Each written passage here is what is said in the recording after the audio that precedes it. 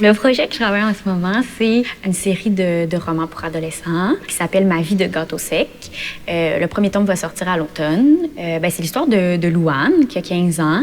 C'est une adolescente qui est quand même très intense, là, très passionnée, je peux dire.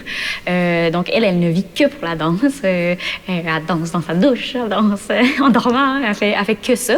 Puis, en fait, elle a l'impression aussi que c'est... son seul talent aussi. Elle s'est fait dire rapidement qu'elle était bonne, qu'elle pouvait aller loin avec ça. Donc, elle met un peu toute son énergie là-dedans. Et puis un jour, lors d'un spectacle important où il y a des centaines de personnes, elle fige complètement sur scène et fait comme une crise de panique, en fait, sur scène. Donc, à partir de ce jour-là, elle décide d'arrêter la danse.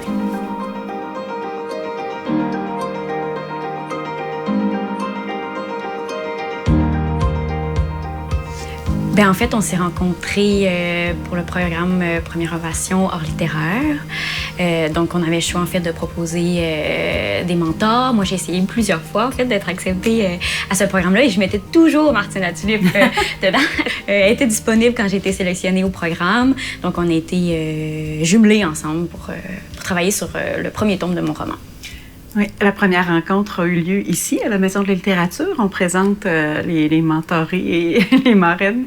Et c'est fou, là, c'était facile, là, tout de suite. On s'est mis à parler, à discuter. On s'est prévu un autre rendez-vous à la brûlerie. C'est devenu notre lieu de réunion. Oui. Puis chaque fois, on se prévoyait en une heure et demie. Puis c'est toujours le double. Là. Ça a été vraiment facile comme premier contact. Puis moi, je me souviens quand j'ai lu le texte d'Élisabeth que tu avais soumis, ma première réaction, ça a été « Ah, ça va être publié, c'est sûr. » Je veux dire, avant même qu'il soit travaillé, il y avait un potentiel fou. Fait que c'était très emballant comme projet. C'est certain que le programme de mentorat, ça m'a aidé beaucoup.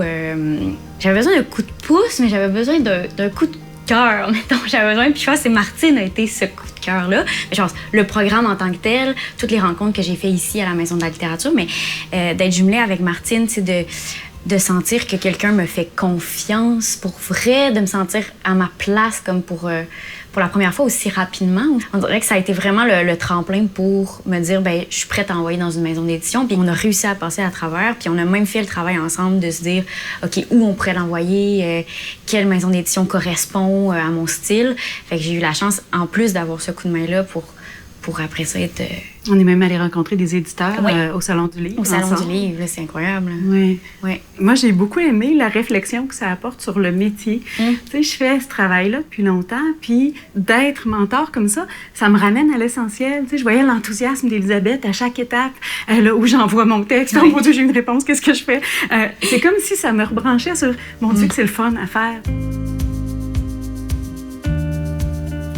Je suis libraire jeunesse depuis 4 ans à la librairie Pantoute. Ça me permet d'avoir vraiment un regard différent sur le milieu du livre, mais aussi d'avoir des rencontres vraiment belles avec les jeunes. Ils viennent me parler de ce qu'ils ont envie de lire, de ce qu'ils n'aiment pas.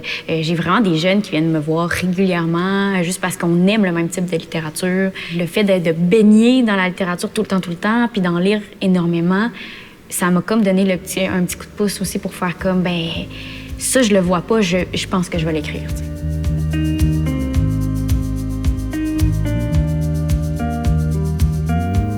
Le rôle des écrivains face à leur public, c'est majeur. Je veux dire, moi, les livres m'ont aidé à traverser mon enfance, là, tu sais, les périodes difficiles, j'étais timide, je me réfugiais dans les livres.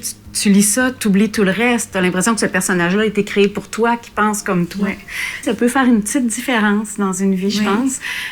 Puis, il faut en être conscient aussi comme auteur. Moi, des fois, je me dis, j'ai la chance d'avoir une tribune. Il y a des sujets sur lesquels j'ai écrit qui sont plus délicats. Je trouve que ces sujets-là, il faut en parler, il faut les aborder parce que on a la chance d'avoir une tribune, d'être lu, de rejoindre beaucoup de jeunes. Bien, mon Dieu, utilisons-la à bon escient. Oui. Je suis à une porte d'être à travers les livres, puis pouvoir venir faire le tour, m'inspirer. J'ai du plaisir et de la facilité à écrire ici. Donc, je suis très, très chanceuse.